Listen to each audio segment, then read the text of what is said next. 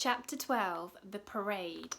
The first goblin to step out of the giant stone doors was dressed in a yellow silk robe and was dripping in gold. He had dozens of bracelets up his tiny arms and rings on every finger. His skin was papery and blotchy like stale cheese, and his bristly red hair was twisted into a knot on the top of his head. "Prince Grogbur," Dad said, stepping out of the crowd and bending down on one knee. "We are honoured to have you staying with us." The little goblin looked up at Dad and grimaced. "I'm not Grogbur, you noggin-bonked human." He reached inside his robe and pulled out a gold scroll. "I am the Royal Shouter." "We were expecting a prince," said the Molar sisters. "Grogbur will arrive at precisely the right moment," said the Royal Shouter. He was pulling a face at me, Mum and Dad like we stank. "Where is he then?" yelled Mrs. Dunch from the top of the water slide. She was wriggling and slapping her tail about so much it was hard to concentrate. "I want to meet Princey Pooh." "Very tardy if you ask me," Reginald Blink said. He pulled out a pocket watch and glared at it, tutting. "Don't you know anything?" the Royal Shouter snapped at everyone. "A prince never turns up without a parade." "A parade? What's that for then?" asked the Molar sisters. "If there isn't a parade first, how are you supposed to know how many subjects the prince has, or how rich and powerful and big and strong and amazerous he is?" The Royal Shouter looked utterly disgusted at our lack of knowledge. "Now shut your mumble holes and let me do my job." He unravelled the scroll, planted his feet wide and took a deep breath. "Presenting," he bellowed at the top of his tiny voice, "the Royal Advisors." A gaggle of pompous-looking goblins marched out of the doors.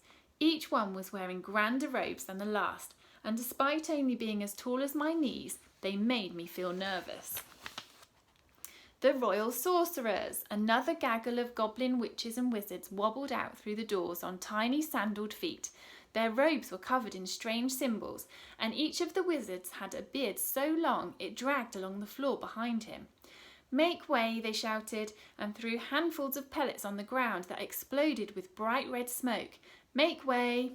The Royal Musicians. Next came an enormous marching band of goblins holding bizarre-looking instruments and playing a jazzy tune. The Royal Shouter introduced jesters and servants and chefs and jugglers and acrobats. The list seemed endless. He announced a team of goblinette belly dancers who shimmied and jiggled in circles, wearing little jangly tops covered in tiny gold bells. Goblin after goblin after goblin came through the door, but there was no sign of the prince. The Royal Pets. A group of goblins pulling oversized beetles on leads appeared next. The bugs click-clacked past like shiny black loaves of bread. The Royal Back-Scratcher. He yelled out each goblin's name as they paraded through the doors into the hotel garden. The Royal Nose-Blower. The Royal Blister-Burster. The Royal Earwax Scrubber. The Royal Claw Clipper. The Royal Bath Runner.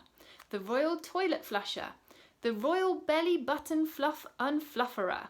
I looked up at Nancy, who winked at me and smiled. "Prince Grogbur thought of everything," she whispered. The Royal Wives. The little shouting goblin continued as a group of bored-looking goblinettes glided through the doors.